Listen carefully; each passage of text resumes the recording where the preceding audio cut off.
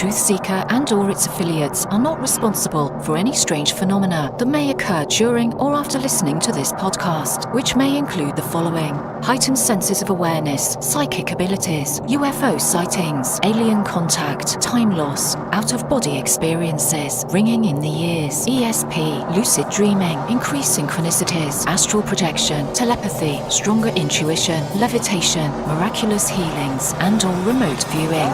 Please be advised to listen at your own discretion.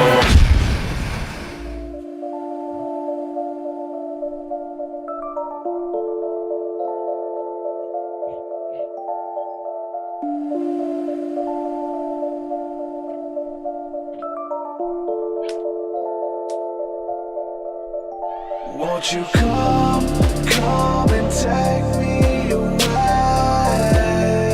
I just wanna be with you. Won't you come and take me away?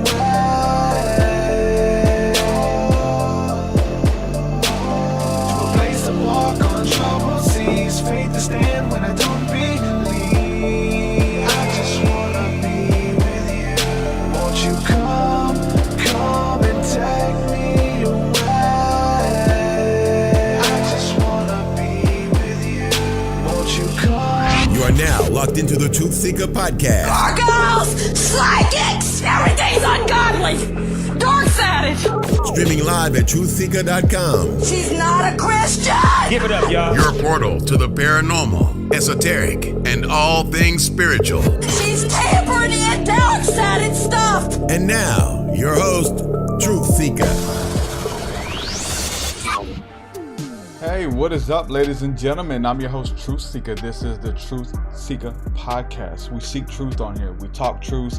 We don't try to get into too many conspiracies. We just keep it to truth, man.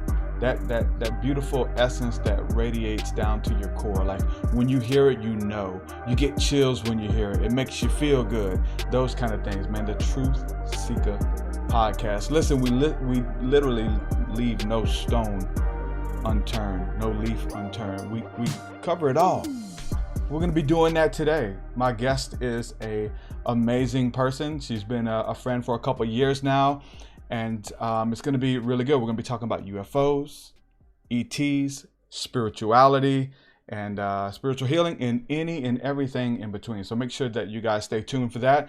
Also, if you're a patron, one of the perks for being a patron is you get to join the live stream and ask questions. I'd say about 45 minutes in or so. So if you want to take advantage of that, make sure that you follow my work at patreon.com/TruthSeekah. And there you get access to my entire discography of music. You get access to the Thursday night School of the Mystics, which is the community aspect to what we're building here.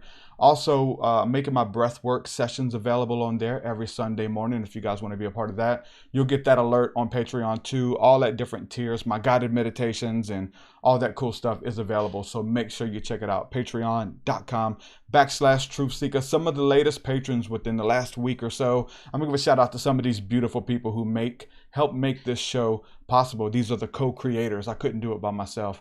Shout out to True Bros Gaming. Thank you for coming on, my friend. Becky Taylor also joined the Patreon. Shout out to Daryl Johnson, who joined as well. David Brodas. I know I butchered your last name, but thank you, David, for coming on. Who else we got here? Jared Simpson, Rouse and Gracie.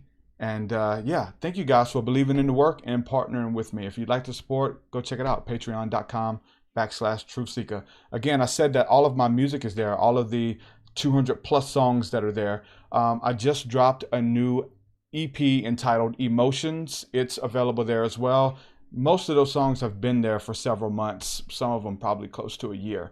As soon as I get done with the song, it's uploaded there. But Emotions is now on all streaming platforms, YouTube, wherever you listen to music, it's there. Make sure you guys check that out. And White Magic is available for pre-order. So White Magic is my album that I've been working on for a good while now. It is the spiritual, esoteric, metaphysical stuff that people who listen to my music have come to know and love. But that album is almost done. I got to finish one song up, but all of the other songs that are completed are on Patreon. You don't have to wait. You can go check it out.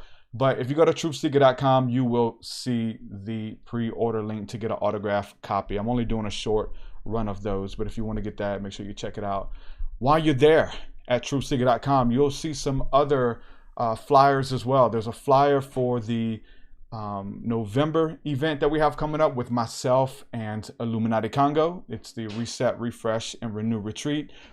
There are 7 beds available for that, for those of you who want to come down and do an overnight stay, breath work, Kundalini yoga, hiking, just a cacao ceremony, a bunch of really cool stuff. It's been life-changing, man, being able to build with people in the community and being able to hug your necks in real time and to see you face to face and brother, seeing people, man, fly from all over the country and drive from all over the country, and people have been listening to the podcast and been in our community for years, being able to do an overnight stay and a spiritual ceremony with those people, man, it's been amazing. So that is coming up in November. Make sure you get your tickets for that.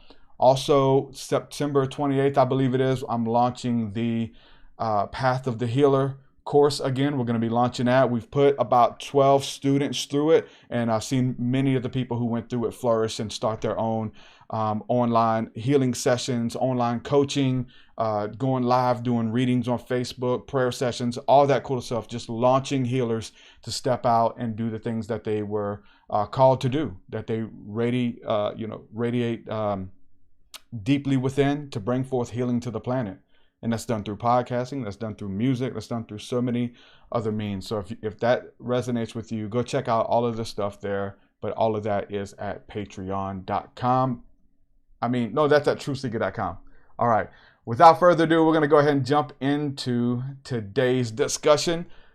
My guest today, Solreta Antaria. My friend, welcome back to the TruthSeekah podcast. This isn't the first time. How are you, my friend? I'm so good. Thank you for having me back. It's always really lovely to connect with you. And I just want to say how proud I am of you and everything that you're doing, because I know it's been a little while since we last chatted and just so much has changed for you and myself. And I'm just so proud to watch your transformation and to watch everything you're doing and stepping into who it is that you really are and stepping into your power. And it's beautiful to watch that unfold. Namaste, and I recognize the same in you as well, my friend. Thank you for shining back. We just got to shine brighter together. So thank you for everything that you're doing as well. It means a lot.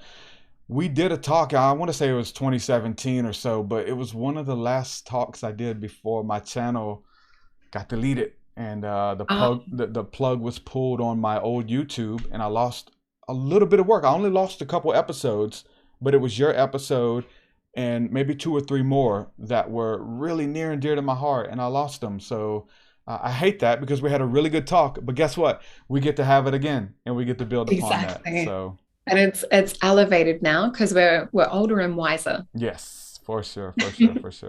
So for those people who don't know who you are, what you bring to the table, and there's a lot of stuff that you cover. We're going to try to get into all of it, but just kind of give an overview, who you are, what you bring to the table, and we'll start there. Yeah, so I'm natural clairvoyant since birth, and I work as a psychic. So I'm an international psychic. Most of my clients, even though you can probably hear my Australian accent, most of my clients are in Canada and the US. So I also teach how to work with psychic abilities too, but I specialize and kind of niche in the paranormal and the ET side of things. So UFOs, working with ETs, working with, guides, and also really helping people to quantum jump. So what I mean by that is, in a personal session with me, we look at what's happening in life currently, and we look at what might be holding that client back or that person back for getting to that quantum jump stage. So there might be something that they've repeated, whether it's in, past relationships, or whether it's in things to do with work or business. And we really look into it through the cards and through what spirit is saying to help kind of, I guess, wash away anything that might be a hindrance, and really focus and look at how do we get to the best and highest possible good, and how do we really start to pull that towards us, and how do we start to vibrate on that same resonance of that higher path. That's amazing. I love it. How do you get there? How do you find out what somebody's dealing with? You mentioned cards, right? Is it something that you know intuitively just by having a conversation with the person? Or are you picking up on things? How does that work for you? Yeah. So in a session, I do half hour, 1 hour, and 2 hour sessions. So 2 hour, we can really go in and look at all different areas of life, or look into, different obstacles that someone's been coming up with. But what I start with is an aura drawing. So since birth, I've always seen auras. So since like seeing colors around people. So color is a language for me, just like, translating English into Spanish. Color for me has feeling, it has vibration, it has meaning. And depending on where that's placed in the auric body, whether it's close to the mental body, physical, emotional, or close to the spiritual body, it will give me an indication of what someone's currently going through, what's coming towards them. I'll see different ETs in people's auric fields, or different beings. And yeah, some of these are guides that are working with their best and highest good to keep them on track, to keep them on their soul mission here on Earth. So we'll tune in and talk to them way, way back, because I've been reading for pretty much half my life now, or more than half my life. Which is a long time. But way, way back, I wouldn't read with cards. I would just work with clairvoyant ability, and I would work with just the psychic side of things, just listening to spirit, and I'd be tuning into the person's frequency and reading straight that way. And what it was, my guide started to say, because we're human and we're still on the third dimensional plane, it's great to have that physical evidence. So when I'm reading cards, most of the time I'm reading the cards face down. So I'll have my hand placed over the cards, and I'll use what's called psychometry. So I'll get feelings, vibrations, words, emanations coming off the card, and visions. And then when we flip the card, 98.8% of the time, it's what we've talked about. And so that for me is spirit's way of verifying and saying, yeah, look, this is confirmation. We're really clarifying here. And it's really funny when you get the same message like 2-3 times or more, because spirit really, it's a little bit of a cosmic joke, because to them, they know and they see all things. And it's our human minds that take a little bit to, take on the new concepts, or to be able to see the patterns. So it really helps to break the patterns down for people, and they can see it in the pictures of the cards, and we can read into the symbology and the esoteric side of the symbols, which I'm obsessed with. I love, and I love that you love your geometries and symbols too, because it's so powerful. It speaks to our human psyche, our human consciousness, and it's the power for transformation on many levels. Yeah.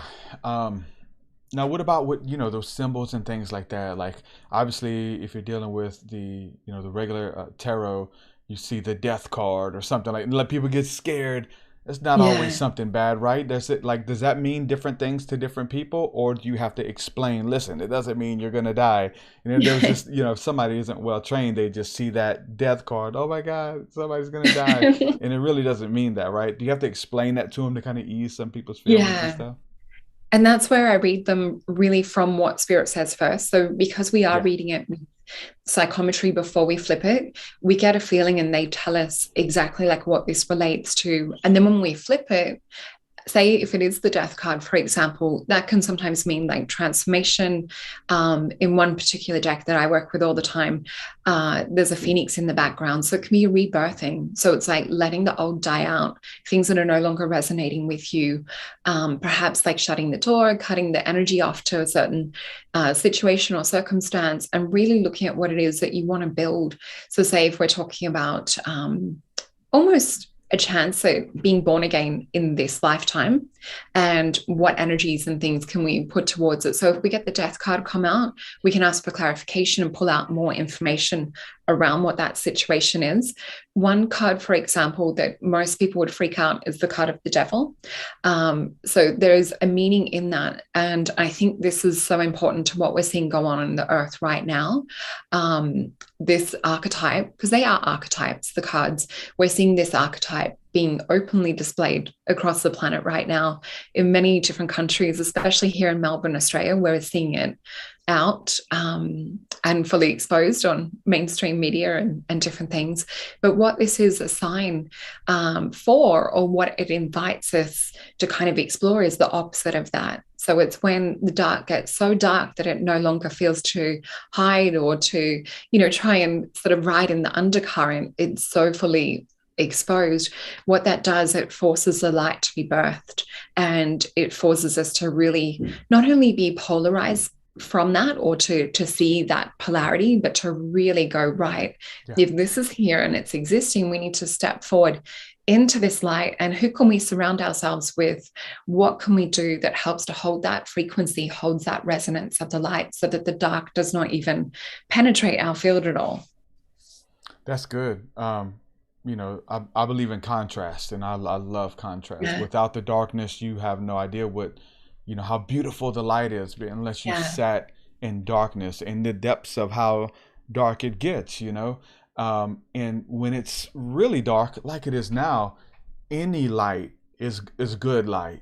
It's like, well, that's a bad light. No, listen, it's providing some illumination. So it doesn't take, these big luminary figures to come forth, which they do, but even somebody with a small candle in the midst of such darkness is a breath of fresh air, and brings forth reassurance. And people who you didn't think were healers or light bearers, light bringers, are now bringing forth what little bit of light and beauty that they have, and it's so valuable right now. That's so true. And I think it's our own individual and unique responsibilities to hold the light. That's the message that I keep getting from Spirit, is hold the light. It's literally like we're holding this, if you imagine the Braveheart movie, and everyone's on the horses and they're like holding the line until it's go time. We literally have to keep holding this light within us, and to be around others that are also holding the light. So we want to make sure that we're practicing energetic hygiene, that we're not being surrounded by things that are going to bring us down, or get ourselves into sagas that we know that will just keep perpetuating the same results. We've got to break free from these things that drag us down. We've got to break free from conversations that drag us down, or that we know that will go into a rabbit hole that doesn't necessarily lead anywhere other than a dead end. Yeah, I'm with you. And I've been there for a good while now, being vigilant, of your peace and who you let speak into your life or sell you a narrative. And, we're in a state of confusion, I would say. The world is. So it's easy for somebody in that chaos to say, hey, here's the truth, and this is what's really happening, and just to throw you off. And it wasn't a truth. It might have been their truth. They created it, they believe it, but it doesn't mean that it is the truth. Again, whether it's a conspiracy or a theory, that's different. We're trying to deal with truth, something that has substance to it, something that we can prove, and not even, all the negativity in the world. That's not going anywhere. You're always going to have that. And that's evolving, so to be able to like put your finger on all of the negativity, or I say that whether that's in the world or it's in your world, inside of you, like somebody else calling out all of your flaws and never seeing the beautiful things that you're bringing to the table, the times that you're helping people, and all the good that you've done. Like, people are trained to see the negative, and just because you can do that, you can train yourself to see the positive. That's my testimony. That's my story, from where I come from, and I would say no more is it needed than now. So I champion that work, that, we are carrying the light and optimistic about life when a lot of people aren't right now. A lot of people are giving up hope. And that's one reason I wanted to talk to you, have you on. We talked about this before we went live, was the fact that there is hope, and you are very optimistic about not only the future, but your now moment, being very optimistic in the midst of confusion, chaos, questions, and things like that. What is it that's bringing you hope and such optimism concerning the state of the world right now? Yeah, and I would say it's probably unusual to have such optimism, especially living here in Melbourne, where we've experienced some of the harshest lockdowns. For me, it's Spirit that really gives me that hope, and it's that connection to God as well. I always get visions around connecting to connecting to God, allowing us to be like a vessel for that divine energy to flow through. And I think that's what gives me hope, and it's what gives me a sense of peace and a sense of connectedness to other people that are doing similar. So that's kind of what it looks like on a visual level, but also on the ET side of things too. So we had a massive ceremony take place December 21st last year, and it was the end of the Mayan calendar. It was was an Aboriginal prophecy time speaking about what the Hopi tribe also talks about in America as well, to do with like a shift into a new vibrational state, a new frequency. So I was lucky enough to be out in the desert at Uluru. We weren't exactly like in front of it because it was closed off because of lockdowns and things. But prior to that, so before that happening, I think it was March last year when our initial lockdowns first started, I started seeing this new blue flame energy that was coming onto the planet. So I'd see it around people that were in that heart space. I would see it out in nature when I was in my heart space. And basically anyone I would have a conversation to, and you could see them drop into heart space, this blue flame energy would just, it's really hard to visually describe what it looks like, but it was this electric, almost like bioluminescent energy that looked like a flame just appearing out of thin air. And so what Spirit was telling me and what the ETs were telling me too was that we're starting to anchor more of this energy and vibrational frequency onto the earth. And it's what people would call an ascension energy. Now, this doesn't mean that we're going to have UFOs land and we're going to get, beam me up Scottied into these UFOs and things like that. It's actually about those of us that are awake, that do hold this frequency. And with people that work with blue flame, a lot of them will have connections to Sirius, to Pleiades, to Lyra, to the inner earth beings, and also to the Elvish realms as well. A lot of these souls have come here to help anchor this blue flame frequency. So what this leads to is at Uluru, we actually had kind of what looked to me like it was going to be a storm. So the red earth from the desert was sucked into the clouds, and we're thinking, there was 300 of us there doing ceremony. And we're thinking, okay, we might be going to do this ceremony in the middle of a storm, but it was that important. And it's not something that happens even every couple of thousand years. It was a really, really important thing. So we also know it was the end of the main calendar. It was Saturn-Jupiter conjunction. So that's kind of like constriction versus expansion. So I think it was maybe right at the start of the ceremony when Stephen and Evan Strong, so Stephen was the one guiding through this ceremony. He said it was time. We had these two pink galahs fly in and circle all over the people. So in Aboriginal culture, this is what we look for. We look for bird signs. So we prefer to call them the originals as well, because it's original culture. So we had the bird signs. We went into deep heart-centered meditation. So it was really to connect our hearts into the earth and towards Uluru to help activate and open this grid. So what happened when we came out after it, we had, we looked in the sky and it was pink and orange, but right in the center was this blue flame portal energy that I'd been speaking about since March. So we literally activated and opened a portal. Now that was also seen in Atlanta, Georgia. So on the other side of the planet, it was seen at the same time. There was UFO sightings at Uluru at the same time. There was UFO sightings in Croatia that were quite amazing, that had this stream of energy coming out into the ocean. So there was multiple accounts of different experiences people had all over the world. So all up, the amount of people we had focused and working with this ceremony was about 15 million, it's estimated, across the planet, because there was people in all locations.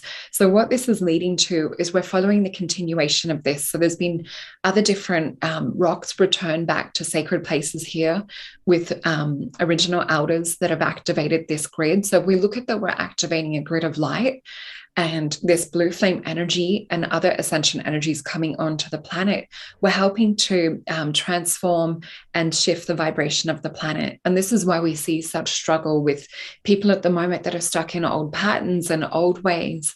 And we see that there's a shift. And that's why I really am one for standing in hope and standing in love and standing in these lighter frequencies, because this is the planet that we want to create. This is where we want to anchor towards, where we want to go. And when we get there, what we also see is more ET contact. We see more experiences with our star brothers and sisters. We're already having experiences here in Australia, and I know it's the same for my clients overseas, with animals that aren't afraid. So birds are coming right up close. I had a magpie come right up to me the other day. Yesterday, I had a kookaburra just right next to me on the fence. And even my dad got the cutest selfie with this little kookaburra, which are one of our noisy, cheeky birds over here. So we're noticing that animals are sensing this change within people, and they're also sensing this change within the frequency of the planet too. So this will lead to us actually finding out more about who we are and our galactic heritage, because our history hasn't exactly been truthful, or the people that have given us the history haven't exactly been truthful. When we look at our consciousness and we look at our brain capacity, we've only been told maybe about 10% of what we're capable of. So spiritual abilities and gifts and telepathy and the interconnected nature of humanity and our Christ consciousness is all what's going to come back with this ascension energy. That's amazing. I'm hearing very similar stories about us moving closer towards that, and many people's spiritual giftings and spiritual abilities are being activated as this time of pressure comes, and cleansing and fire and all of that comes, so that the beautiful energies get to come out of you and shine. And now's the time for you to do the thing that you were birthed to do. And so there's a lot of people who have been talking about these supernatural and spiritual abilities happening. So very interesting times that we're living in. And I want to ask you, you mentioned the blue flame energy, and you guys saw it. I like to double down on stuff when you mentioned, hold on, we got to go back to this. And there's some other people asking questions too here in chat. But I want to know, is that something, did everybody see it, or did one person who was intuitive inwardly see it? Now, when they saw it, was it spiritually, or did it show up physically when you guys saw it? I gotta ask. We have photos. Wow, really? So if anyone wants to see the photos, so the blue flame portal energy opened up between Kata Juda, which is the feminine energy at Uluru. So it's these kind of more mound rock formations that are absolutely massive. If anyone ever gets the chance, if we're allowed to go fly again, I highly recommend to do a trip over, fly over and walk around. And then Uluru is the masculine perspective. So between the two sacred sites, we had this blue flame portal energy open. So if you go on to Forgotten Origin, Stephen and Evan Strong, who are beautiful friends of mine, they do a lot of work with the elders around this. So they also had the picture, I think, of Atlanta, Georgia, with this blue flame portal energy as well. So that's what's amazing, is some of these things that we see in spirit, we can't necessarily provide a photo or take a photo of the blue flame energy while we're seeing it. But when we start to have others come into this way of being and that collective consciousness come in, it really starts to anchor onto our physical planet. And that's why it's important that it's not just one person working with being in a heart space meditation. It really is our individual responsibility to shift this. Wow. And it really says so much too, when you're having that spiritual moment and you're privy to see something beautiful, to see a being walk in a room, to see something like that. And then here we go, grabbing our cell phones, trying to take pictures of it. It's hold on, you have to, because you're grabbing your cell phones and trying to take pictures is the reason you're not having these encounters, because you're so much in these phones. And I got to show people, so hold on, you need to encounter this. There's an impartation, a spiritual impartation that usually comes with a spiritual encounter anyway, right? So, for us to have an encounter like that with beings and ships that come in, and we want to prove it so much, we run to get a phone or something, but usually by the time we scroll and get that app open, the encounter's done. It's you've totally missed it because you wasn't in the moment, I'm so glad that you mentioned that, because being a little kid and seeing all the stuff that I saw, that was my biggest thing was, I want to prove to my parents who used to come in my room and look for the things that I'd talk about, at nighttime. And I'm I want to prove to my parents that this stuff is real. And, I have photos and I have UFO videos and different things. I'm very lucky to have captured these sorts of things. But for me, I always really felt weird about the whole camera situation, because for me, it was about personal contact. It was about personal experience. And it was, another soul coming in from another dimension, or I call it a realm. It's almost like they're appearing like a a being coming through from behind a veil or like a silk curtain. And, you know, there's respect and there is like reverence involved with that.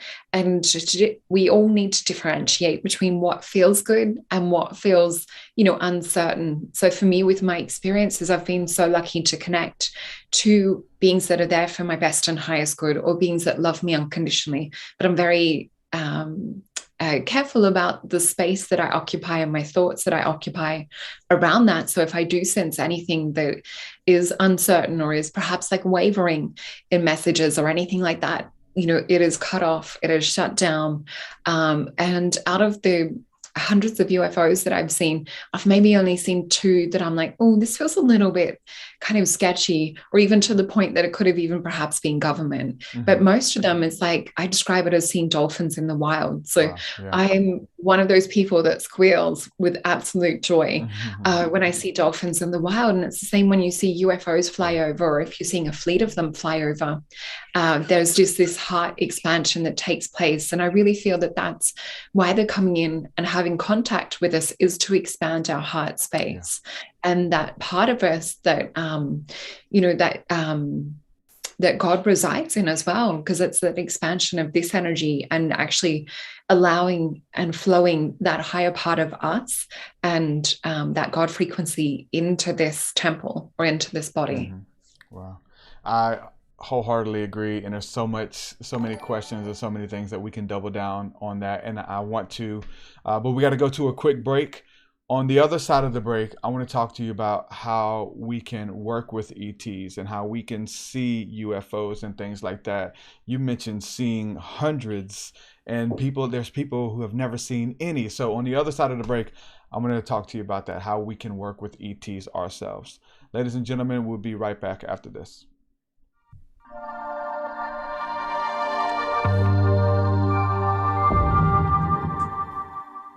Wow, so the throne room meditation, man, this was just like a new level for me of creating encounter. Really the process behind it is going in for myself, having an encounter with the Lord, tapping into the Spirit and getting in His presence, and really just petitioning the Father's heart and saying, God, what would you say to them? If I'm bringing these people with me here, if they're doing this guided meditation and we're going through this journey, we're having fun, we're seeing things, we're experiencing new feelings and emotions and sensations, what would you say to them? So it's channeling the Father's heart and relating it back to the people. So man, it's just a beautiful encounter. And I remember when I wrote the first one, I was so excited about it, and it was just God speaking to my heart. I was able to channel the Father's heart. And I would read the script to people because I was just so excited while I was working on it. And every time that I would just read the script, the presence of God would just invade me, and I just burst into tears and I couldn't even read it. I'm just like, let me copy and paste it and send it to you. But every time I listen to it, I'm immediately translated back into the throne room of God, and everything's good there. That's the place where everything is okay, where in the scriptures it says that we are to hide under the shadow of the Almighty. This is the throne room of God. This is the place that we can encounter for ourselves, but this is also a place in which we dwell. So a part of us is always there, and we have access to that. Now there's people who have never encountered this before in their life, and it's a totally new experience for them. And almost every time I get a testimony back from someone, they just say how God wrecked their lives, that they didn't know what they were getting into. The next thing they know, they're in the presence of God, wrapped up in His glory. He's communicating His love to them, and it just totally wrecks their lives. So make sure you check out the throne room guided meditation visualization that I brought to the table.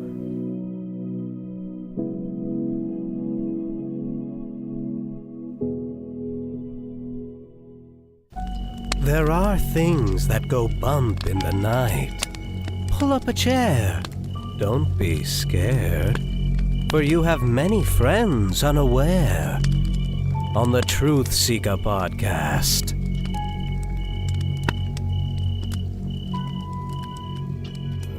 TruthSeekah podcast. TruthSeekah. He seems like a nice guy. You're listening to the TruthSeekah podcast. Now, back to the show. This is it. Don't get scared now. All right, ladies and gentlemen, for those of you who are just joining us live, we are speaking with my friend Solreta Antaria, and we're talking about spiritual healing. We're talking about UFOs and ETs and working with them, divine beings, and got a lot more questions for you here. I want to say a huge thank you to, we got some super chats, and thank you to NNDMT. I want to give you guys a shout out really quick. NNDMT, thank you for the super chat. Illuminus, my friend, thank you for everything you do. Thank you for the super chat as well. And Renee Ruiz. Renee and her brother have been a part of the podcast and the community for a very long time. Thank you guys for your support. It means the world. But working with ETs, you know, this is something we talk about nonchalantly. We are well acquainted with our spirit friends in high places, if you will. And there's people who have never seen a UFO or an ET or an angel, you know, with those things. But you mentioned seeing hundreds of them, and I've seen a lot myself. And it's like once you open up to the realm that they exist and they're friends and those kind of things, then you start seeing them a lot more. They just show up just to say, hey, I hope you're having a great day, like those kind of things, and synchronicities and numbers, and it becomes a part of your everyday life, and this that you're protected and you're being watched over. How can someone who has never encountered the presence of ETs, good benevolent ETs, how could they welcome this into their life? And is it something that they should? Because there's a lot of people who have a lot of different opinions when it comes to that. Yeah, definitely. I like to sort of, I guess, go into this question looking at who we are and what we are. So, you know, if we think about the body being a biocomputer or being a temple or an avatar, and our soul is the frequency that sits within this avatar, or is the higher being that occupies this. So we also have the pineal gland, which is, you know, our third eye. It's the ability for psychic abilities, but it's also kind of a tuning fork. So not only does it pick up on resonance, but it also sends that resonance frequency out. If we look at it on a biological level, we have the magnetocrystals that sit within this pineal gland that resonate a certain frequency. And then that plugs into the brainstem. This goes into the central nervous system. And what this is our plug-in or our network into this physical reality. So we have a soul that's seated within this avatar, this physical biofeedback machine. So the more that we set our brains up and wire it for taking on attention from different things, so say we see a flash of light out the corner of our eyes, our brains, because we're so bombarded, especially in this day and age, and overwhelmed and fried by information, we often just discount. So we might be processing, you know, hundreds of bits of information about our environment or about like what we're doing on a screen at the same time.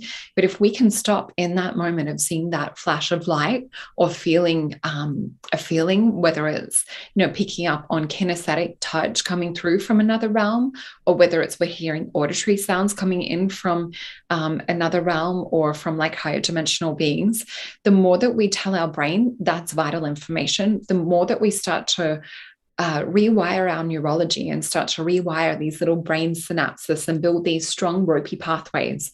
So the more it's that saying of like what we put our attention and focus on, it's like what we create. So it's almost that we're overriding the program of what's been laid out to us in this 3D distraction reality. And we're really starting to set up or to reprogram to have these experiences. So it's not necessarily that they're newly coming to us. It's perhaps that we're just starting to put our perception towards them. Wow. So that's kind of one way to describe it. I always talk about protection. So whenever we're engaging with anyone, whether it's on a physical level, or if we're communicating with spirit, we want to make sure that that person has our best and highest interest at heart, or that they love us unconditionally. So I always surround myself with a golden ball of light. And when I work with the guides, you know, if they come in and I'm even like doubting something for a second, you know, to do an energy clearing, to disconnect from it.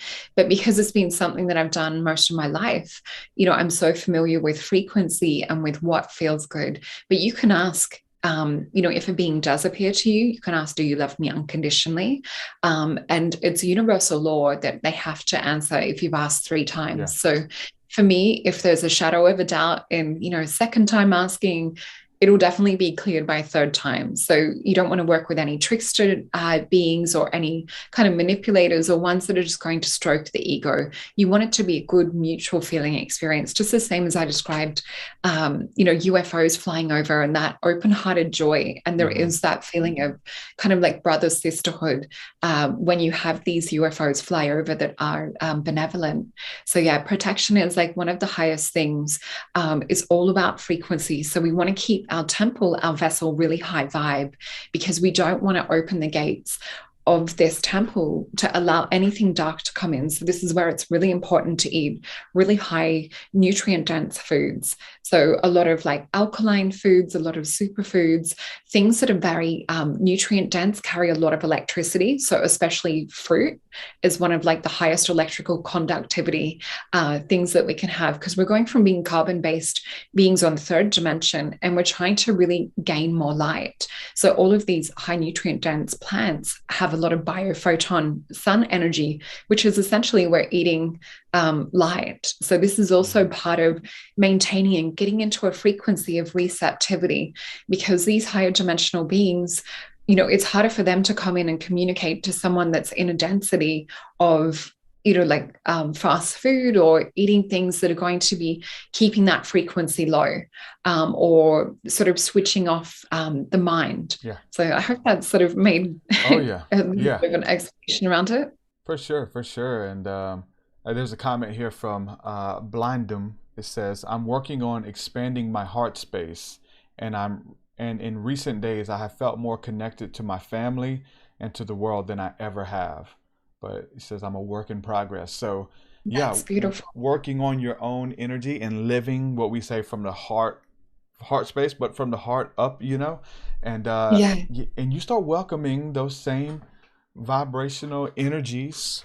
And then that's, kind of woo-woo for somebody who doesn't know what that is, but you start welcoming those friends into your life, like as it is in the spirit, like so it is in the natural too. Like you're gonna have those friends around you, and the friends who don't maintain this level of consistency, or they've always got negative and bad intentions. Like, it's not to judge anybody, because we're supposed to help people who's going through stuff or whatever, and we're gonna judge you and not hang out with you because you're not on our level, but only to an extent.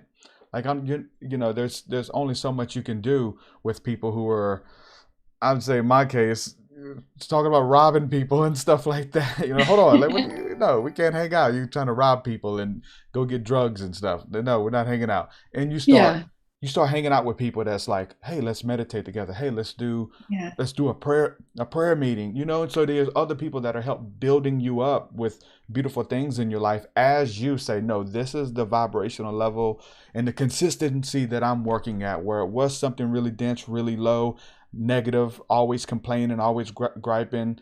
Like, hold on, once I step it up, this is the plumb line now. And so to have those people in your life, I think it's the same way in the spirit. Once we start doing those things in the physical, we start attracting those beings. Like if you're doing that negative stuff, there's beings who want to partake in that stuff too, all the negative stuff, and the tricksters, and they want to see you hurt, and they want to see you upset and crying and broken. Like, you'll be greeted by those beings that are on that level of density, if you will. Yeah, I think that's so important to talk about it on the physical level, because some people will just talk about it on the spiritual level, but we're still in these 3rd dimensional bodies. We're still eating, still going to work and doing all of these things too. So it's really important to, I guess, if we encounter some of these lower vibes, like put up that shield, put yourself in that state of protection. Don't make yourself accessible to that. And I think that's where, part of like this whole new age type thing, there is the downside, and there is perhaps a different narrative or agenda that's been placed in that to, to always be open, to always, even if someone's like attacking you or whatever, just show them love or show them kindness and keep giving. Like, we don't need to feed a food source. If someone's got vampiric energy, we don't need to make ourselves a meal to that. We need to also know our defenses, physical, mental, emotional, and spiritual defenses. And I think that's, really important to shield from these things. Yeah. There's a lot of people, again, entertaining the bad stuff or the negative stuff. And then you get looked at, for calling it out or whatever the case is. But you gotta hold you gotta be able to hold your vibration, because like, I'm sure you can look back at your life. I look back at mine, and I know many of you guys listening, it's like many people who are, call it what you want, indigo, starseed, spiritual, you're very empathic. And essentially, because we didn't grow up in this as far as having a structure or a school that catered to your abilities and all of this kind of stuff. So you kind of had to learn around people who weren't. And so one thing that we all have struggled with is being very empathic. And so even though we're spiritual and we have these imaginations and we're connected to higher realms, we're almost a chameleon though. Like, you'll be around people and you can feel what their intention, you can feel their ideas, but you don't want to go against the grain. You don't know how to go against the grain and not be by yourself and be a weirdo. So you kind of got to do the things that you might not want to do, but everyone else is doing it. And so you're kind of like a chameleon as you just go with the flow. And it isn't until you find out who you really are and own your own authenticity are you able to kind of stand upon your own 2 feet against such energies that would pull you in. Like, there's blissful energy that we operate in, but it's not very commanding. It's not very controlling. It's like, hey, come if you will upon your own volition. The negative side is very much pull or suck in and scarcity and pulling everybody in as quick as they can get them and close. And we've dealt with that energy. And you got to find out who you are. If not, you'll be pushed around and here and there. And we used to believe this, now we did that. And we're hanging out with people who are negative because we don't know that there's people just like you who want to do the same thing. So coming of age, I would say, was very hard. And I know that a lot of people struggle being empathic and not like, they take it upon themselves. And that's the biggest fear about people who are feeling energy. You think you're depressed. You're not depressed, but you're feeling the depression coming from your friends and your family and things like that. And so learning to navigate those energies is very hard. I love just the way you've explained that. Yeah, that's childhood growing up, isn't it, for an indigo or an some people take it well into the adulthood too, though, right? Yeah. And I think that's the thing is that, there's no kind of particular timing of which we all kind of switch onto it. And I think for me, always having that switch turned on, always seeing clairvoyantly and things. I'm very lucky that, even in kindergarten, I remember my guide saying to me, don't talk about this stuff that you see because you'll get locked up in a crazy home. I didn't necessarily know what that meant, but I knew that there was a level of protection in what you could and couldn't talk about, and that it wasn't normal for other people to see and feel and experience some of the things that I did. When I got older and I was a teenager, and towards the end of high school, I got to the point where I'm like, stuff it. I'm just going to start talking about this stuff. And, those that gravitate or those that understand, that's good. But those that don't, who cares like what they think? They're really, I think a lot of us indigos and crystal and starseeds and that, we have a strong rebel spirit, and that's what we need on the planet more than ever right now, is this strong rebel spirit. So it is time to pull out Star Wars. It's time to pull out like all of the other sci-fi and to actually remember who we are and what we came here to do. My son and I have just been watching the Divergent series, and him and I are both dyslexic, and I'm like, buddy, it's a good thing. It's like our superpower. We're divergent. We don't quite fit the system, and we have our own way of working things out, and it's a gift. We both look at it. He's 12, and luckily he looks at it as a gift as well, and he sees his strengths in other areas far surpass what the school system could even teach. That's awesome. And it's awesome that you cater to that and you identify that as well. because Thank you. we needed that when we were little, right? So it's Yeah, good that you identified definitely. that, and it took you going through what you went through to be able to identify and say, okay, I need to not ignore this. I need to nurture Yeah. this, and my family and my online community and people all across the world. Yeah. And I think sometimes where, perhaps there's labels placed, um, I think maybe we're seeing like one side of like where they struggle, but then they're struggling to fit within the paradigm of being in a program and being programmed. They're the ones that can't be programmed.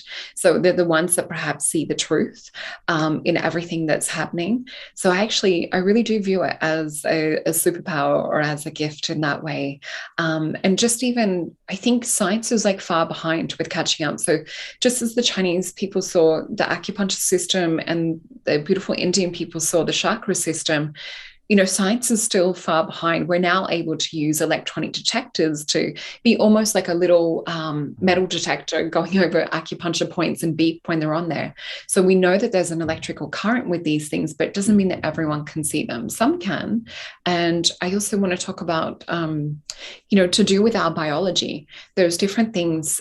So within our eyes that perceive these energies and perceive these beings, it is to do with practice. So the more that you work with like soft candlelight, sort of like what you've got now, or like salt lamps, these kinds of things, and you're working in this kind of space, this is where you're more likely to see different higher dimensional beings come in. It's because your eyes are able to relax. You're able to have like a soft gaze focus. And we have cones and rods and receptors in our actual anatomy and biology that's set up to perceive these things. So we've been almost over, our system's been overtaxed with, bombardment of the visual. So when we can kind of tune in and tune into us on a heart soul level and start to perceive things on a softer, subtler frequency, we really start to get that show up a little bit more. Mm-hmm.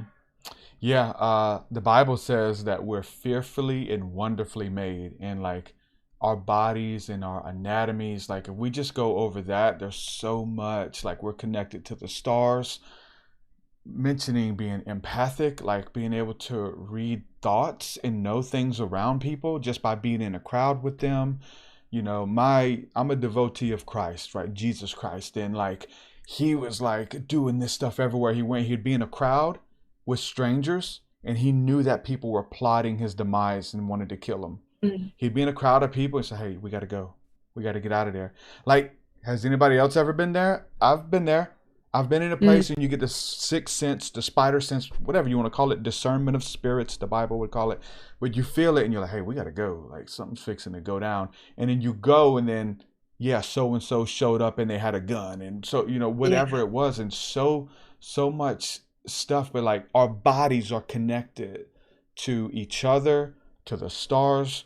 We are able to carry each other's burdens and feel what people are going through. When my commercial was playing a while ago, you looked at me and did this, got chills because I have them now as we're speaking on this. But I do too. My hair's standing up, but I wanted to mention that because that's an indicator too that your body is letting you know when that beautiful Holy Spirit energy is resonating deep within you and it's all around you, and it's something you should even pay attention to when you feel that blissful, okay, wow, that's beautiful. Yeah. Okay. It's a spirit. I got it all over me right now. Yeah. The spirit's communicating with especially this. in my heart. Yes, it is so good. And like your body, that's your body. Like you can know deep down in your heart and your spirit. And I say heart, but that's your body too. You know, so we're connected to know when there are spirits around us or good or bad, or hey, we need to get out of here. And it's the more that you respond and you work with it, your gut feeling like, hey, I need to call so and so, and you call them and like, man, listen, I'm glad you called me, man. I haven't got a phone call from anybody who cared in months, and I'm thinking about ending it. It's like your name, I haven't thought about you in a while, but I wouldn't tell them that, but I'd call them just to see. It's a phone call, and to start following those signs and being led of the Holy Spirit to go forth and do good deeds. We don't have to carry the weight of the world on our shoulders. We have helpers. We have Christ. We have the Holy Spirit and angels and guides and it is fun, and we need to know that our bodies are fearfully, wonderfully made and tuned into that. It's awesome. Our anatomy is amazing.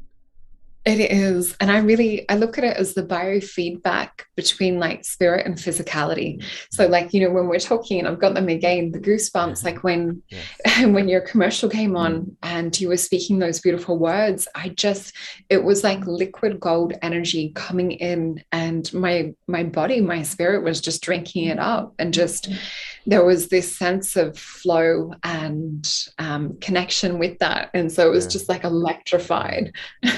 Yes, I love it. And I pay attention to that, and when I'm having a bad day, that comforts me. It like, you can feel it on your skin, but then it goes to your core and to your spirit. And it's like a breath of fresh air. It's like a drink of, water when you're thirsty. It's like, even the scripture says, as the deer pants for water and is thirsty for water, so my soul longs for the Creator. And it's like, wow, I need to connect. I don't need to be a stranger. I need to be in tune. I need to know that I am not alone, that I'm loved, and again, all of those things and more, which is what we explore, are working in our favor. The universe and God are working in our favor, and they're not conspiring against us, as some would say.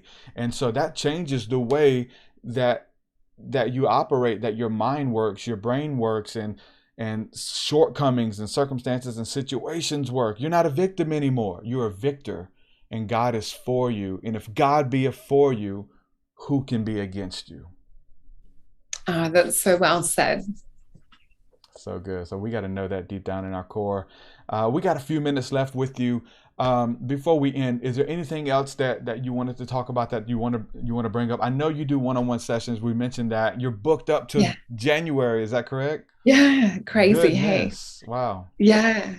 So I do a couple of shows here and there as well. So you'll find me on YouTube. I also have my own channel, which with our lockdowns and doing homeschool and things, I haven't had as much time to apply and have that going consistently, but that is a plan for the future. But yeah, I guess what comes up, like as a general, if we're looking at, because I know a lot of people will be like, wanting to look into what's happening now. Yeah.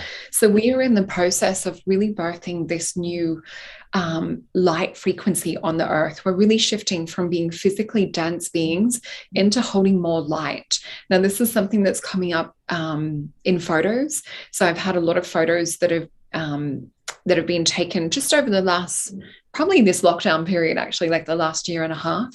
And some of them, whether it's like my face is like coming off illuminated or white, or whether there's like a rainbow of energy where the sun isn't, but it's on my body. Yeah. So I know that this is to do with the food that we're eating. I know it's to do with the frequency of which we're holding. So I really just want to talk about our individual responsibilities to hold the light in this shift. So amongst this darkness, we all need to hold this light and hold it at our core, and hold it in connection with God as well, and with each other. So it's super important to know the people that you have around you. And we're ushering a birth, pretty much. It's like a birthing labor phase. So, we're seeing the contractions or the intensity tone up from time to time. We're even seeing that in the Schumann resonance, and the frequency, it goes off the chart from time to time. So we've got a digital readout for the energy shift that we're going through. But it's so important to get out into nature and to even communicate with nature. There's been times where I've communicated with Mother Earth, and she's told me, I want you to go to this place, and she's shown me a vision. And, I popped the vision of what I've seen, like a yellow cave or whatever it is that she's told me, into Google Maps or into Google. And sure enough, it's like right around the corner from where I am, or like 15 minutes away, and different places that I'd never heard of, or that I'd been to this location. And if I'd gone like when the tide was low, I would have seen it. So Earth, she has her places that she wants us to go to at the moment, that are connected to these spiritual vortexes, which means that energy of source and of God is more permeable in these particular regions or particular phases. So it's like stepping into what I would say is like a channel, or stepping into where there's less density and we can feel this light come onto the planet a lot easier. So going to these places is going to charge us up.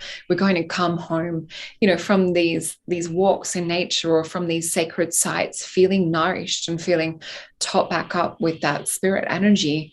So I just wanted to talk about the importance of what we can do. But everyone makes a difference. Don't think that like one person can't make a difference. Just as you were saying, about picking up the phone and calling that person if they've been on your mind. And so if anyone is struggling, definitely, seek support, talk to your friends and family. Is one of the most important things at the moment, to have community, whether it's online or in person. Yeah, that's good. And that's one thing you've been talking about. You reached out to me, when I was going through my sickness and things like that, and about getting in nature. And that's something that you've been doing, and your friends have been doing. And it's been helping, right? It helped me for sure. It's continuing to help me to ground, and just to fresh air, sunlight, like all of that. Like, where are you at right now? Because like, it looks like a lush jungle behind you right now. And I'd seen like this bird fly across the window, like this big bird a while ago. Like, where are you at as far as, your home or whatever? Is that a jungle behind you? Like, it doesn't look like you have to go far to get into nature, is what I'm saying. Yeah, so I'm going to go walk with a friend a little bit later. So I'm in the hills in Melbourne, Australia, so Mount Dandenong, and we have a lot of sacred sites around here, and a lot of original people would do ceremony in some of the different sacred sites. So they have like natural vortexes. A beautiful elder called me the other day. I sent him some photos where I had a rainbow photograph, the one I was talking about. So my dad took a photo of me, and there was this rainbow on my back, and he's like, look over your mom's shoulder. There's a tree there that has scarring on it, which usually denotes that they've pulled bark off a certain point of the tree to say that there's a vortex point or an energy there. And he talks about signs in nature. So he was saying, I think it was when they have swirls on the bark of the tree go off and up to the left. I'm pretty sure that's when he said that it was female trees, and that means there's water source there. So if we look to like what we're building and where we're going towards the future, into some kind of like utopia or some kind of like connected consciousness, nature is such a big part of it. So we're learning not only from the animals, but from nature. So the more that we get out and be amongst that, the more that we're anchoring this energy for the shift. So there's certain plants that you feel will call to you. There's certain like superfoods or different things that are called to you that are helping to add light into this physical vessel, this physical density. We are essentially the shift within us as well as on the planet.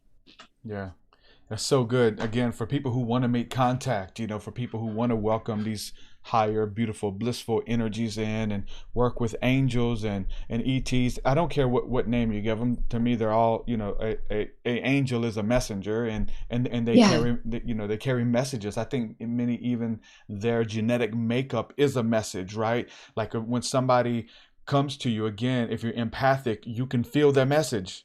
You know that, hey, this person is like doing some shady stuff, and I can feel it. They're a messenger, and us being able to pick up on those energies. But the one thing you said about the diet, I've been, feeling really good lately, taking care of my health and stuff. And when it comes to, making contact and stuff like that, like I've been told intuitively, I don't get a lot of like download messages like directly, but it's usually like, hey, to keep this up, to keep up contact and to take it to the next level, like you got to take care of your diet. Like they'll tell you that. And it's usually been, you need to go vegetarian for a period of time. Not saying you need to live like that always. It may help you if your blood type allows it, but definitely like a time of like tapping in, and to go deeper and to explore, not to have all of this, meat and heavy foods in you, and toxins and, bad foods in your system when you're ready to tap in. And so that was, spoken to me intuitively. And then I read the scriptures about these angelic encounters, And there were several times where, like Daniel, for instance, like changed his diet to be fruits and vegetables. And he went on, like, I think it was a prolonged fast of fruits and vegetables. He was still eating, but he was juicing, and ended up having like 3 weeks in an angelic encounter happen to him. I feel like he changed his density, and he was more focused, and the angels began to approach him. And we see a lot of different cases like that in the Bible and in other sacred texts, and while we're meditating under the stars and those kind of things. Is like, hey, make sure you take care of this, and we'll go deeper if you want to. You got to show me that you want it. You got to show me that you're willing to do the work to get to the next level, because where we're going, you can't take this stuff with you. You can't take eating a handful of French fries and slamming soft drinks. Like, where you're going and the plans that we have for you, you got to leave that. That's elementary stuff. And so we got to get over that. And you have to submit to that process. And I think a lot of us have been submitted to doing the inner work and healing spiritually and cutting off any cords of attachment that no longer serve us. And a lot of that is dealing with our diet, and no matter where you are, eventually God, the Holy Spirit, the angels will deal with your diet to some degree. Now, it may not be, hey, go cold turkey, vegetarian. It may be a little bit here and there, but you have to be mindful of everything, especially the little idle things that you're putting in your mouth and stuff like that. So try it. Try it. Like, if you doubt it, or if you want it and you're willing to do what it takes, try your diet for sure. And I'm so glad that you mentioned that. So I'm vegan, and it was something, that Spirit was speaking to me about, shifting my diet many years ago, and with my background in natural medicine too. But even if we look into it on a biochemical level, on an energetic level, with like fruits being the highest electrical conductivity, and we look at, we're putting this in, we're becoming electrical beings. Like, we are electrical beings. Mm-hmm. But if we're having more electricity, more conductivity, we're going to shine more in terms of like spirit, and in terms of spirit actually noticing this too. But also your psychic abilities just go up through the roof. If you're doing like raw vegan diet, for example, for me, like, abilities just become crazy. Now, that's not always easy to maintain in winter. So, I do a lot of cooked curries and, other whole food plant-based diet and things, but definitely a massive shift, because if we look in the frequency and energy that goes into making the fast foods, a lot of those people aren't necessarily loving the job. A lot of people or animals, in abattoirs and different things too, were going through intense emotional anguish and fear and things. And, so we have to be careful of the energy that we consume just as much as the foods that we consume. Yeah, 100%. Yeah. It was so good to talk to you again. I wish I still had our first interview. I don't have it, but listen, we had a great talk on this one, and we'll have to do it again as well. Let people know where they can go. Again, we mentioned it, but just to find out more about your work, your website. You're pretty active on Instagram and things like that. Just let people know where they can go to follow what you're bringing to the table. Yeah, so I think the spelling of my name is a bit more unusual. So usually type my name in and everything will come up. So solreta.com, which is SOLRETA. And I'm on Facebook, pretty active on Instagram and on YouTube as well. Awesome. So thank you so much for having me. It's just been a joy to talk to you again. And looking forward to chatting again soon. Awesome. Thank you so much for hanging out, and anytime we'll talk about this stuff. I can talk about it for days. I do. That's what I do. Thank you so much for hanging out, my friend. We'll do it again. Many blessings to you. Thank you. All right. You too. Shalom. Peace. So Rita Antaria, ladies and gentlemen, I hope that encouraged you. I hope that there's some hope and some creativity and some awe and wonder. Listen, that's what we talked about having encounters, and the beauty and the bliss of seeing what some people would call a UFO, an unidentified flying object, or some people would call an angel. When you have these encounters, there's something that happens. It is about an activation, a spiritual activation that happens. It's not for naught. It is for a reason that you were privy to see such things. It would be like, just any holy book you want, but let's look at the Bible. Let's look at like Moses seeing the burning bush and be like, oh, that's cool, man. Let me draw a picture of it and show everybody what I saw. It's like, hold on, there's a message. There's something for you to take away. It wasn't just for you to see some cool stuff, which, yeah, that's awesome, because we know that there's more to life. We know that there's more to this world than meets the eye. So it really does stuff on many different levels of what's possible, of what we're capable of to do ourselves or to experience. And so when you have those encounters, you know, I feel like you're trusted with those experiences and what you do with that information. Speaking of that, and in the Bible, you know, there was such divine things that happen, such grandiose things. Like, we're in the land of bondage, we're being beaten, and we're in slavery in Egypt and things like that. We need a way out. And so they're trying to run from the Egyptians, from the pharaohs that's trying to kill them. And they run to the water, and Moses lifts up the staff, and the water parts, you know, and they run through this freaking tunnel in the water and escape through it. And when the other armies come to attack them, the hole closes up. And I mean, there's so many mighty miracles that they saw. And, you know, what did they do with it? You know, many times they ended up complaining. They went back to normal. Like, they went back to normal. And I think it was, you know, Moses and you know, many other people were like, listen, we got to remember. There's even something in the Bible that talks about the book of remembrance. And that God has a book of remembrance, and that the Israelites had certain books as well. Like, the Bible is a book of remembrance. And to write this stuff down, to be reminded. You know, I just grabbed this stone here that I picked up after a spiritual encounter, like from my experience with Kirby Delanero and at his 5-day program, and having the gold dust appear on my hands for the first time. Like, me and Nico were leaving the program, and we stopped at a crystal shop and picked up this rock here, this gem, held it in my hands, and it was sparkling. It's got glitter all over it inside the rock. And I said, hey, that looks kind of like the glitter that was at the program. And I put it down, and then I had the glitter from this rock was all over my hands. And I was like, you know what? I'm gonna buy this and take it with me, so that every time I see this, it will be a reminder of that beautiful experience that I had at the 5-day, and something I had been looking forward to for years in my walk with Christ. And a lot of people have experienced it and talk about it, but I experienced it firsthand, and I never want to forget that. You know, many things that have happened to us, and you know, whether it's taking a picture, or for me, you know, I bake those things into my music, into my songs.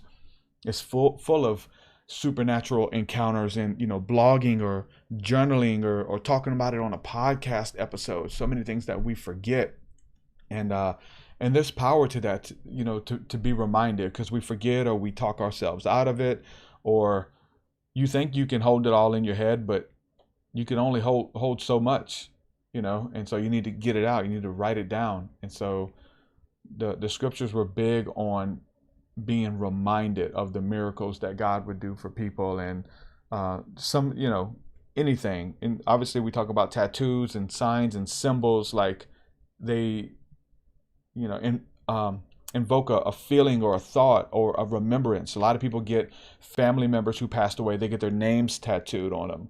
You know, they get a picture of their child tattooed, and so every time they look at it, it reminds them of this. And so, you know, many things, you know, I'm covered in tattoos, but they all have some special significance in me, and they're like a portal back to a time, almost like a time traveling device, that as you look at it, you can journey back and remember that experience again, versus not. So there was monuments and statues and stones and little trinkets, or like idols and stuff, that the Israelites would carry, that would remind them of these grandiose experiences that they had with God. So I think that that's important. because there is an impartation that happens, and to remember it, because a lot of times after a beautiful encounter, you go through the wilderness, as the Israelites did, right?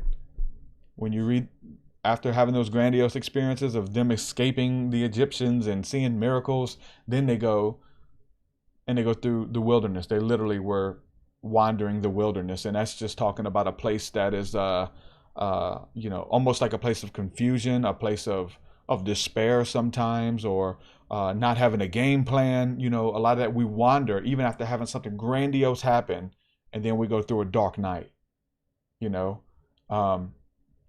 that was their experience. So writing it down and being reminded is huge, because whatever that impartation is that you have from such encounter, it's most likely going to be used to get you through that place that you're going, the dry and weary land that you're going to go through. So it's not like you have to go through it alone. You're being equipped with everything that you need to get through it. Not to go to it, not to park there, but actually walk through the valley of the shadow. The scripture says, yea, though I walk through the valley of the shadow of death, I will fear no evil.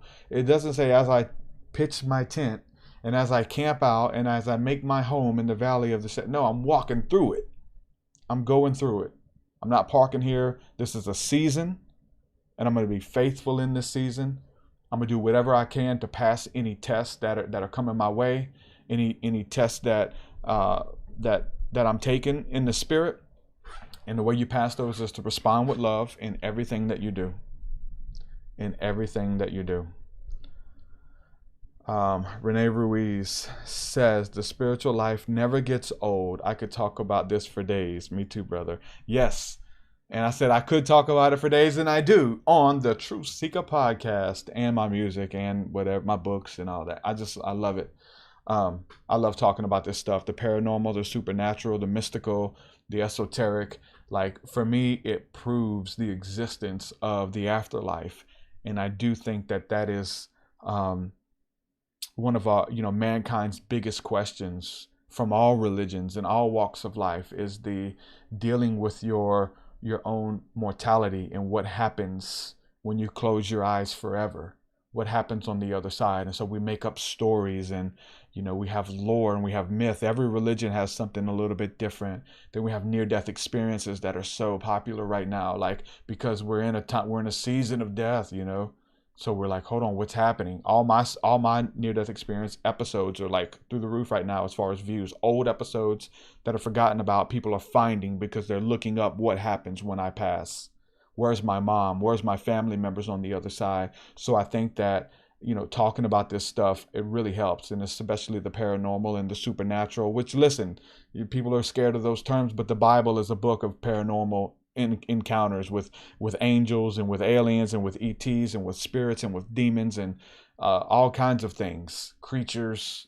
Like, the Bible is full of that. So yes, the paranormal and the supernatural and the spiritual is the proof or the existence or the hope of an afterlife. What is it that I encountered? What is it that I experienced? And how can I experience it again? Is there any repeatability? And so I know that since the dawn of man, the dawn of time, it is appointed once for a man to live, to go through life. And so we make up stories and say, okay, we get to come back, or we get to go to heaven, or we get to have our own planet, and all this stuff that we want to happen. And it doesn't even matter what scenario that you go with or which one you actually believe. It doesn't even matter. You just have to pick one that you're like, okay, this is what happens. I'm good. Jesus offers eternal life. So I put my trust in Jesus, and he offers me eternal life through his sacrifice. And that for many people, many Christians, that satisfies that sting of death. Is what the gospel is here to do. It's to work with your conscience. And part of your conscience is the fear of dying, the fear of oblivion, the fear of not existing anymore once you pass. And everyone has that. It's within us. And I think many of us who explore it are like, yeah, we've picked one and we believe it, but there's still those doubts Because if you're a truther, a real truth seeker, like, you're not going to believe it until you've experienced it. So yeah, we put our hope in it, and we've heard stories, and we convince ourselves, and we read the scriptures, and his word is truth, and I'm taking it to the bank. Listen, it's all I got. I don't have anything else. If I had any other proof, if I had any other scenario, I'd bring it, and I'd hold on to that, and I'd share it with you all. But I love picking people's brains who have other experiences and encounters and beliefs. And but I do, the fear of death, the sting of death, the Bible says that Christ took upon himself, and he defeated death in the grave and sin. So we don't have to fear death anymore. So once you get over your fear of dying, your fear of death, then you're finally able to free. Because when you read about the patriarchs and the people in the scriptures, it says they love not their lives even unto death. Like, it's like, I don't care if you kill me. This is my story. I'm sticking to it. I don't care what anyone says. I don't love my life enough to have you silence me or to change my mind, because in fact, I'm already dead. I'm already crucified. I have been crucified with Christ. It is not I that live, but the Spirit of Christ that lives within me. I'm already dead. You can't kill me. It's a win-win situation. I get to go if you kill me, I get to go and be with my Savior. But if not, I'm going to stand up, speak my truth, and this is my reality. And so you have to honor that. The word, I think it's the word disciple, is translated to martyr. Martyr and disciple, I think, are actually translated as the same thing. Somebody who's laid down their life for that cause, for the cause of Christ, for the cause of that which is good. And you have to honor that when somebody, especially when it's done for a righteous cause, and when somebody would lay down their life for what they believe. The Bible says that it's a good thing that someone would lay down their life for a noble man, right? Somebody who's noble, somebody who's like a good person, who's doing a lot of good deeds on the earth. Like, yeah, I'll die for that person, or I would live for that person. But what about the one who would lay down their life for the cause of the sinner, the very worst among you, the chief of sinners, who Paul said that he was? And that's who Christ was. He came and he laid down his life for the very worst of individuals, and he took that upon himself so that you can, yes, step into eternity and be with your family. And there would be no guilt, there would be no shame, and that there would be no condemnation for those who are in Christ. And it's when you realize that all of us are already in Christ, and we get to pursue that, we get to explore that, it changes everything. So I just want to encourage you guys, man. Listen, there's some beautiful times that we're living in. Yes, the energies are crazy. Yes, there's a lot of stuff that's going down, but we have to make the best of it. That we have to not let our circumstances and situations dictate the way that we feel, dictate that the way that we treat people, the way that we lash out our own personal beliefs or spiritual beliefs or political beliefs, not to let any of that make us monsters. And so I just want you guys to know that you are loved, and man, people are hurting out there. Be the change that you want to see in the world. Whatever it is that you need, because you're going through stuff right now. Every single one of us are. And whatever you need in your life, I just encourage you to be that to somebody else. Be that friend. Be that shoulder to cry on. Be that telephone call in the middle of the night. Hey, just thinking about you. I believe in you. Make sure you're doing good, Like, you have to pay it forward. Whatever you want, whatever you need to come back into your life, you got to put it out there. That's law. You reap what you sow. We'll keep it Bible. So with that being said, I'm going to say peace and shalom, man. Thank you guys for hanging out with me. Hope y'all enjoyed it. Check out the Patreon. We do our Thursday night sessions, Sunday morning breath work. It's been amazing. I have a really tight-knit group of people who are in my circle. We got a lot of stuff going on too with the Mystic Circle. And that's kind of like above and beyond, but you can go there and check out some of the stuff that we're doing. There's just some really cool people who are in my circle there on the Mystic Circle. And I'm just I'm thankful that that I have those people in my corner. And for those of you who are going through a lot of stuff and you're struggling, listen, there's people who are here for you. We got Discord communities, we have forums. Listen, this ain't just on here on YouTube going live and interviewing people. Like, we're doing real life. And so whatever spirituality, whatever it is that we profess or claim to believe, it's needed right now. So listen, you're in the game. You're not on the bench anymore. You're in the game. All signs point to yes. Find your tribe, find the people, go where you are needed, go where you're loved, and don't just go where you're tolerated, because you have a purpose, you have something to offer. And so we need each other. With that, I'm gonna say peace and shalom. Thank y'all for hanging out. Again, go to the website, look at all the stuff that we got going on, TruthSeekah.com. Bunch of really cool stuff over there. And I hope that you will be a part of something we got going on, whether it's the Path of the Healer program that I'm launching here September 28th. It'll be for 8 consecutive Sunday nights. We'll be going through this material and training you and equipping you, breaking you down so I can indeed build you back up and push you out there, send you to the world. Everything that I got, I'm pouring into you. So if you're ready for it and you want it, and you're looking for somebody to hold your hand through it, make sure you check it out. Inbox me if you have any questions. I'd love to speak with you. With that, I'm going to say peace and shalom. We're going to do it again very soon. Peace, peace, everybody. Your way is so much higher than mine. So much higher than mine. So much deeper than mine. So much deeper than mine.